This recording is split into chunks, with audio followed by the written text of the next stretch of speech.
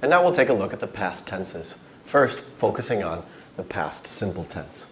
Here, the past simple tense is used to express completed actions in the past. Whether the past be a few seconds ago, or whether they be years or ages ago, doesn't matter. To make positive sentences, we have our subject, and the subject could be anything from I, you, we, they, it, he, she. And now we conjugate or change our verb most often by adding ed.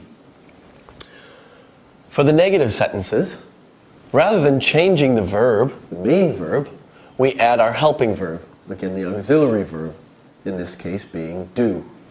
So I've changed do to did to indicate the past, and it results in a sentence structure such as, I did not work.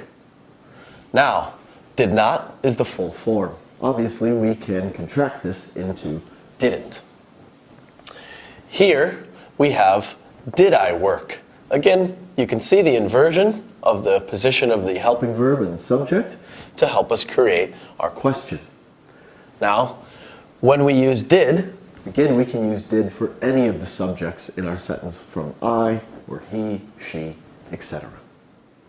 In terms of spelling these conjugated verbs, of course, there are some issues that we have to look at, especially when considering some patterns. So, again, we have our Y changes to dropping the Y and adding IED. And when we have a consonant, vowel, consonant, we double the consonant in question and finally add ed. These aren't irregular verbs, they're just irregular spellings for some verb conjugations. Our irregular verbs change their form altogether. So a few examples would be going to was or were, depending on the subject of the sentence, go to went, have to had, give to gave, write to wrote.